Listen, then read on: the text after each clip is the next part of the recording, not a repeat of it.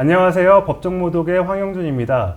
이재명 정부 출범과 함께 집권여당을 이끌 새 원내대표가 이번 주 탄생합니다. 출사표를 던진 두 후보 중 한 분이시죠. 더불어민주당 서영교 의원님 모셨습니다. 어서 오세요. 안녕하세요. 네. 서영교입니다. 제가 어느덧 4선이 돼서 그러니까요. 원내대표 후보로 다시 찾아뵙게 됐네요. 초선 때 뵀었는데 그러니까요.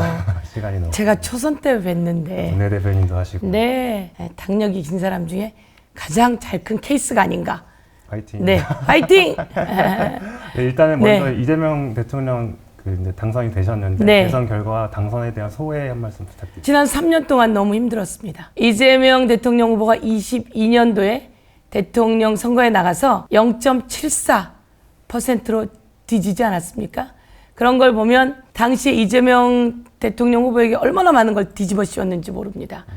어마어마하게 마녀 사냥을 했고 그게 끝내는 역전이 되어서 승리하고 있다고 저희는 체크하고 있었거든요. 네. 그래서 0.74%로 뒤지고 나자마자 이재명 대통령 후보는 뭐 압수수색을 수백 번을 당했고요. 그 주변의 사람들이 압수수색 당하면서 목숨을 잃은 사람도 많고요. 이런 걸 보면 대통령에 지고 나서 엄청난 고초를 겪었다. 그리고 나서도 이재명 대통령 후보가 체포영장도 발부되고 감옥에도 갔다가 네. 구속 적부심에서 살아나오고 목에는 칼을 맞고 온갖 일들이 있었습니다. 그런데 끝내는 이재명이 이겼죠. 그리고 윤석열이 대통령임에도 불구하고 비상계엄을 통해서 장기 집권을 꿈꿨는데 네. 제가 법사위원으로 또 명태균 게이트 진상조사단 단장으로 그것을 다 막아내고 끝내는 윤석열을 끌어내렸습니다. 저는 한편으로 생각해 보니까 의원님이 어떤 대선 승리의 1등 공신 같다는 생각이 들었어요. 네. 왜일까요? 저는 대선 승리의 1등 공신이라고 제가 자부하는데요. 네. 진짜 1등 공신은 국민들이시죠. 불법 비상계엄이 내려졌고 그 불법 비상계엄을 다 막아준 사람들, 국민들이셨잖아요. 저는 불법 비상계엄이 선포되었을 때 사실은 국회로 가야 하나 고민을 했어요. 왜냐하면 제가 치안본부에 끌려가서 네. 지도새도 모르게 끌려가서 물고문도 당한 경험이 있거든요. 그렇게 죽을 뻔한 경험이 있었기 때문에 당연히 국회로 가면 다 잡아가서 쥐도새도 모르게 어떻게 처리할지 모른다 이렇게 생각했었거든요. 근데 비상계엄이 생길 줄 상상도 못했기 때문에 네. 국회에 가서 해제하는 게 나의 임무라는 것도 몰랐어요. 그런데 나중에 다 국회로 모이셔라. 해제해야 된다. 라고 저희 남편이 지금 빨리 국회로 가야 돼. 해제해야 돼. 그래서 그때부터 국회로 달렸고 국회에 가서 해제할 수 있었는데 끝내 그 윤석열을 파면에 이르게 하고 이게 광화문에 계속 모였던 빛의 광장이었잖아요. 네. 그래서 그분들이 1등 공신이고 저는 거기에 선봉에 서기도 하고 함께하기도 했다.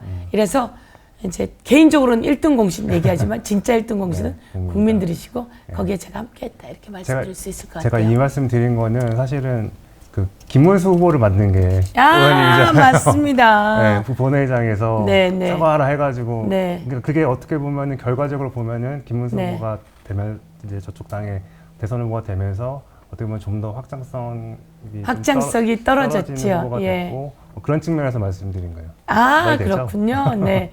제가 국무위원들에게 모두 사과하라. 예. 라고 했는데 그때 일어나지 않은 단 한 사람 김문수. 근데 김문수가 일어나지 않았던 이유는 전날 국무회의가 있다고 연락을 못 받은 거예요. 비상계엄 전날. 그러다 보니까 거기 있는 국무위원들과 사실은 소통이 되지 못한 사람이고 네. 국무위원들이 스스로 일어나겠다고 표시를 해줬어요. 그래서 제가 사과하라 그런 건데 네. 김문수 후보는 그래서 어리버리하게 또 허수아비였죠. 국무회의가 있다고 연락도 못 받은. 그런데 그게 이제 국민의힘 당이나 뭐 정광훈 눈에는 꽂혀서 그 사람이 후보가 됐던 것 같아요. 그렇죠. 어쨌든 그러니까 탄핵 국면에서 그 장면이 굉장히 네. 중요한 장면이었던 거죠. 제가 그래서 1등 공신이라고 얘기하셨군요. 맞습니다. 네. 어쨌든 이제 이번에 이제 원내대표 출사표 던지셨잖아요. 그래서 차기 원내대표로서 가장 중요한 역할은 뭐라고 생각하시는지. 우선 대한민국을 위해서 예. 새로운 정부, 이재명 정부가 성공을 해야 네. 대한민국이 성공하는 거거든요. 그래서 우선 입법부로서는 그리고 입법부이지만 여당 원내대표로서는 이재명 정부의 성공을 뒷받침하는 게 가장 중요하다고 생각합니다. 이재명 정부의 성공을 뒷받침하는 일, 가장 중요한 일이면서 그 성공을 뒷받침하는 것은 내란을 종식시키고 민생을 회복시키는 이 양날개로 네. 제가 또 천사처럼 양날개로 네. 내란 종식, 민생 회복 두 예. 양날개로 이재명 정부의 성공, 즉 대한민국의 성공을 뒷받침하고자 합니다. 근데 제가 좀 취재해 보니까 근데 약간 김명기 의원이 좀 더 우세하다는 여론이 조금 있더라고요. 근데 어쨌든 의원님이 더 낫다고 생각하는 부분이랑 앞으로 전략이 좀 궁금해요. 그거는 그런 얘기가 아니고요. 김병기 의원이 저보다 훨씬 인지도나 지명도가 우선 차이가 나지요. 차이가 나고 저는 이번 과정에서 엄청나게 이제 그렇죠. 법사위 본인이 활동을 하면서 예. 엄청난 그 뭐랄까 활동력이 있었고요.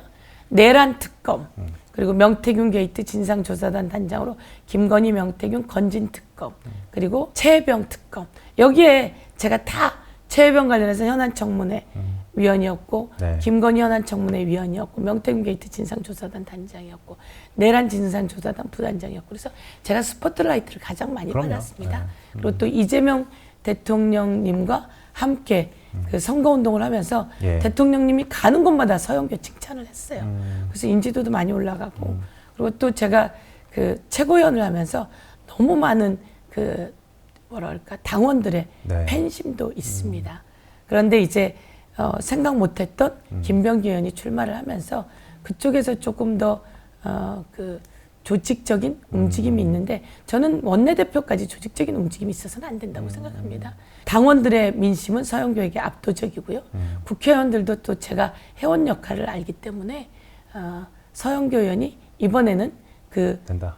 추진력 그리고 또 일을 해오는 성실도 그리고 또 능력 이런 면에서 가장 적합하다 이렇게 하고 있기 때문에 제가 체크한 것으로는 제가 압도적입니다.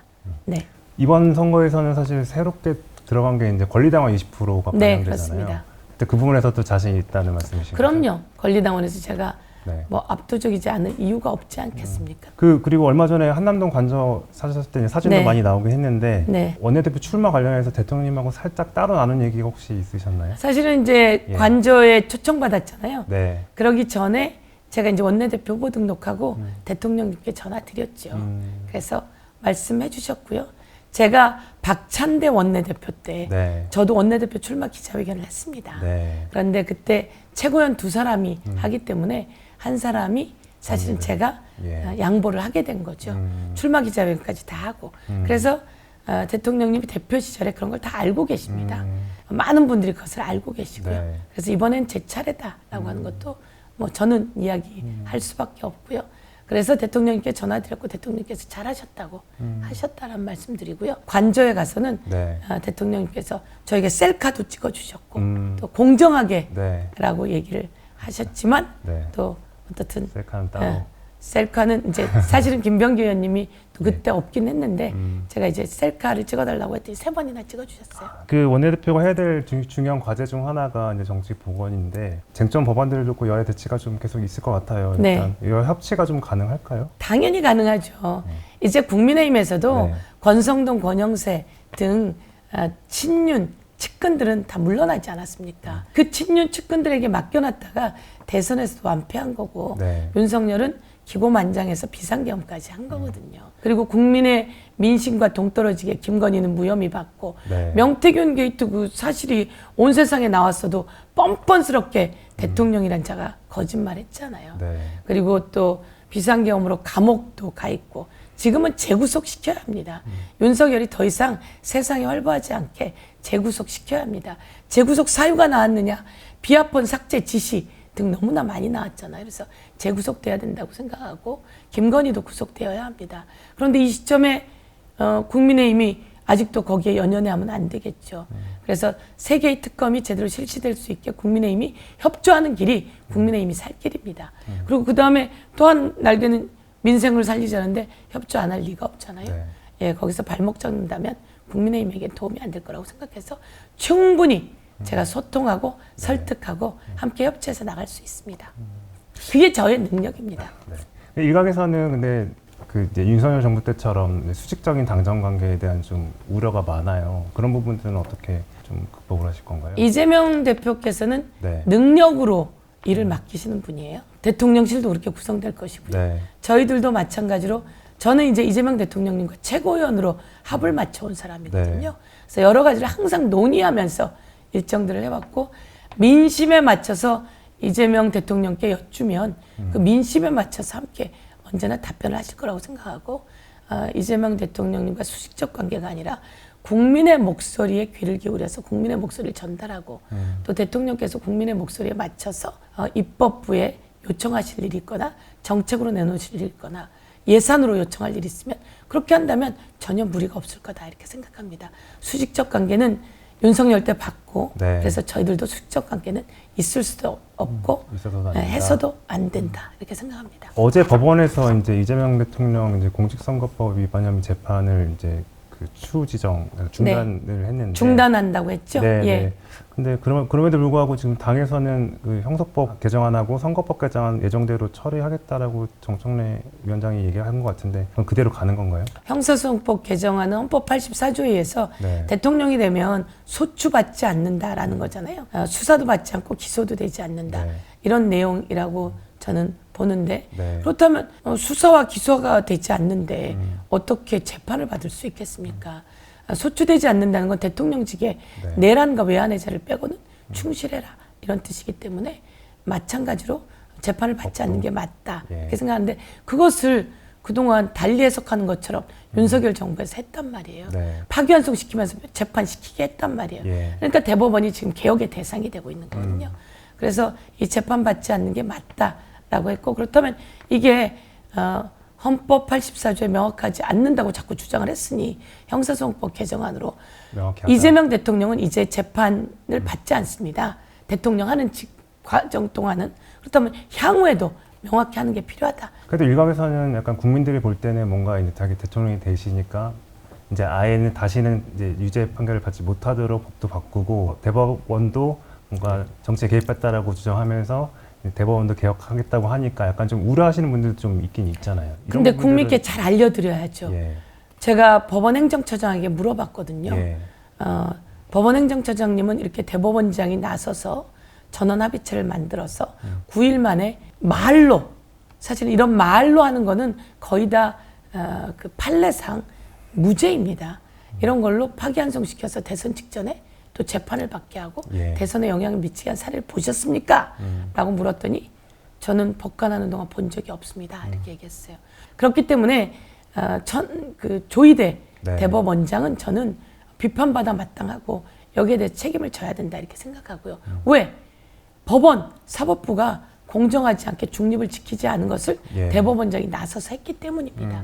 그래서 저는 뭐 우리 대통령이 아니어도 저는 그건 잘못했다고 생각합니다. 그럼 그때 잠깐 얘기 나왔다가 중단되긴 했는데 대법원장 뭐 청문회라든가 뭐 특검이라든가 이런 것도 혹시 추진하실 생각이 지금 내부에서 의견이 있는 건가요? 대법원장 같은 게 법적 조치가 되어 있는 것으로 알고 있습니다. 그래서 이것은 충분히 이제 논의해서 대통령 선거가 끝났으니까 예. 그 청문회 등 이런 것들을 한번 논의해 보도록 하겠습니다. 그 국민의힘에서 또 이제 여야가 바뀌었으니까 네. 법사위원장 자리를 네. 야당이 해야 되는 거 아니냐라고 네. 하는데 그건 어떻게 생각하세요? 법사위원장 자리 예. 국민의힘 꿈도 꾸지 마십시오. 그리고 지금은 법사위원장 자리를 교체하는 시기가 아닙니다. 왜? 상임위 위원장은 2년마다 교체되는데 2년이 되지 않았거든요. 그리고 법사위원장 자리가 2년마다 교체되건 어떻건 간에 이 상임위 위원장 자리는 의석수에 맞게 배분되는 자리입니다. 그러면 그 법사위원장을 가져가고 싶으면 국민의힘이 국회의원 의석수가 몇 석인지 돌아보시고 그 의석수에 맞는 배분이 이루어져야 되는 거니까 다시 한번 돌아보시면 될 것 같다 이렇게 말씀드리면서 국민의힘 법사위원장 가져갈 것은 꿈도 꾸지 마시고요. 저희들은 그걸 내줄 시기도 아니면 내줄 생각도 없고 지금은 그 법사위원장 자리와 법사위에서 해야 할 일은 빨리 내란을 종식시키는 일이다. 윤석열과 그 내란 동조 모든 세력을 정리하고 김건희, 명태균, 건진 관련한 일들도 법사위에서 제대로 뿌리 뽑아야 되지 않겠습니까? 이런 여러 가지 일들에 대해서 뿌리 뽑고 사법개혁, 검찰개혁을 할 곳이 법사위입니다. 사법개혁, 검찰개혁을 맡고 싶어서 법사위원장을 달라고 하는 것 같은데 꿈도 꾸지 마십시오. 민심은 사법개혁, 검찰개혁을 요구하고 있습니다. 그래도 옛날에 민주당 야당일 때는 야당이 법사 현정해야 된다고 뭐 하긴 했잖아요. 그렇게 주장했었잖아요. 그러니까 그래서 균형도 지금 맞고, 예. 야당일 때요? 네. 야당일 때 저희가 다수 의석수 아니었습니까? 의석에 맞춰서 배분되는 거잖아요. 새정치민주연합 때는 아니지 않았어요? 새정치민주연합 때까지는 제가 팩트 체크 못했고 지금 가장 중요한 게 내란을 네. 내란의 잔재를 뿌리를 뽑아야 되는 겁니다. 그리고 또 검찰이 윤석열 검찰총장 출신의 대통령에 의해서 도구화됐습니다. 그래서 이창수 중앙지검장은 사퇴를 했는데 사퇴할 상황이 아니라 징계받아야 될 상황이죠. 심우정 검찰총장은 윤석열 내란 우두머리가 구속 취소돼서 나왔을 때 즉시 항고를 해야 되는데 그건 위헌이라며 즉시 항고를 못 하겠다는 거예요. 제가 위헌이 아니라고 수십 번 이야기하고 가서도 이야기하고 그건 위헌이라고 되어 있는 적이 없습니다. 그런데도 불구하고 거짓말을 했던 이런 모든 것들에 대해서 검찰개혁, 사법개혁이 이루어져야 되고 검찰은 수사하지 말고 기소 중심으로 가야 되는 이런 개혁의 과제가 있는 상황이기 때문에 네. 그 일을 지금 하지 않으면 또다시 역사가 거꾸로 돌아가고 또다시 언제 윤석열과 같은 자가 또 나타나서 권력을 탐할지 모른다. 네. 그래서 지금 그것을 해야 되는 시기다 이렇게 말씀드리겠습니다. 저는 뭐 의원님 말씀에 이제 일부 공감을 하긴 하는데 약간 내란 종식도 필요하지만 약간 지난 문재인 정부 때도 이제 적폐청산이 오래 그 과정이 이어지면서 네. 뭔가 좀 여러 가지 문제들이 생겼던 것 같아서 너무 적폐청산을 성급하게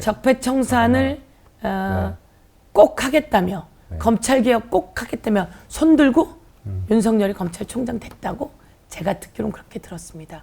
잘못시킨 거죠. 그 검찰총장에 의해서 세상에 검찰이 정치에 개입하게 되었던 거고 네. 세상은 거꾸로 가고 경제는 망가지고 또 그 민주주의도 망가지고 비상계엄까지 하게 됐잖아요. 이번에는 확실하게 그 빠른 시간 내에 하는 것이 필요하다. 이래서 법사위는 국민의힘 꿈도 꾸지 말아야 된다 이렇게 생각합니다. 알겠습니다. 네. 마지막으로 의원님 이제 원내대표가 된다면 네. 이것만은 꼭 해내겠다 한 네. 말씀 부탁드리겠습니다. 말씀드렸지만 이재명 정부가 들어서고 코스피가 치솟고 있습니다. 오늘도 또 코스피가 올라갔다고 들었습니다. 그리고 환율은 1365원에서 오늘 또 내려갔다고 제가 자료를 보았습니다. 이재명 정부 들어서는 것만으로도 이렇게 경제가 좋아지는 시그널을 보이고 있습니다. 이제 비상경제 TF를 꾸려서 비상명령을 내렸습니다. 그 경제 비상명령이 가장 중요한 게 경제 살리기라고 생각하고 그것 중에 하나가 전국민 재난지원금, 지역 카페 등으로 경제 마중물이라고 생각합니다. 국회 행정안전위원장을 역임한 제가 코로나 시기에 전국민 재난지원금과 지역 카페를 만들었던 경험이 있습니다. 그 경험, 경력을 바탕으로 또 경제를 살릴 마중물을 만들어서 경제를 꼭 살려보겠습니다. 세계 1등으로 가는 길목, 서민의 영원한 다리 서영교가 되어보겠습니다.